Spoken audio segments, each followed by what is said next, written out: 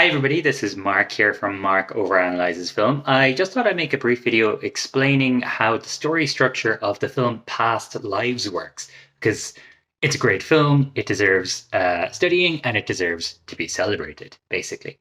So if we look at Past Lives, the overall structure from start to finish, we can kind of say, okay, well, if we look at where Nora starts off and where Nora ends up, we can see that there's a clear change that happens in Nora, in her as well, not just in her situation, but within her as well. And that's really important. Now, one of the things the Past Lives does really, really well is that it basically personifies an argument and a counter argument within it. Okay. So I have no idea how Celine Song would phrase this. I'm sure she'd phrase it better than I will. But, the counter argument and the argument is probably something like, should, Nora think about retrenching back to her old life? Is that thing real that she misses that nostalgia for home? Or should she fully move forward with her new life? So, to my mind, that's something like the counter argument and the argument. So, we can see this work throughout the story, okay? With the introduction, we begin with a young Nora crying to Haesung, right? And then we have the inciting incident, which is that her family moves to Toronto. Then at the break into Act Two, so at the start of Act Two, she moves to New York to start her new life fully. But at the start of Act Two, we always have what we call the rejection of the call.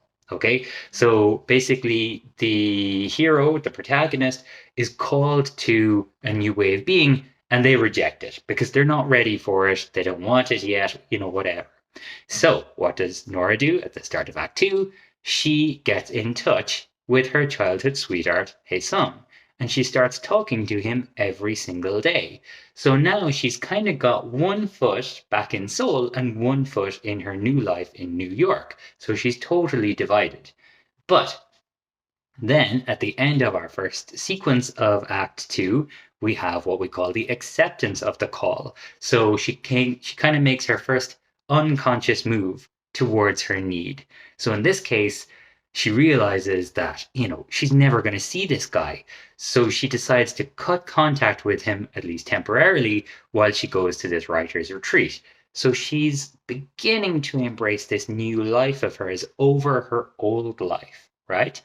So she's approaching her need here. And then at the exact midpoint of the film, halfway through the film, she makes her first conscious move towards her need. And so what happens halfway through the film? Well, having just recently met Arthur, she seduces and kisses him for the first time. At the same time, over in China on holiday, Haesung meets and flirts with a Chinese girl. So we can see here that they are moving away from the counter argument, right? And so immediately after the midpoint, we have what we call the honeymoon period, where both of these people are now acting in accordance with their need. They are moving on with their lives and leaving this past relationship behind them.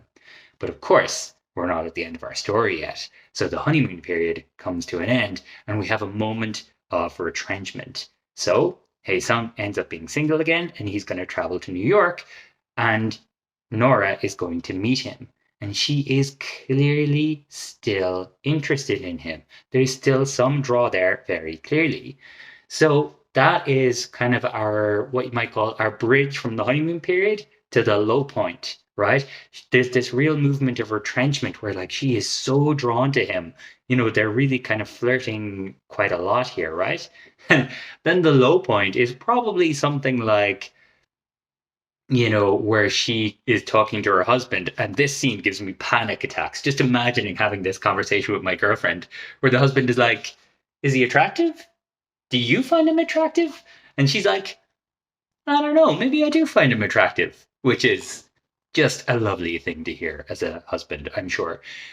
So this leads to the low point, okay? And the low point is when the protagonist no longer believes the counter argument, but the argument seems impossible, okay? So Haesung is going back to Seoul tomorrow.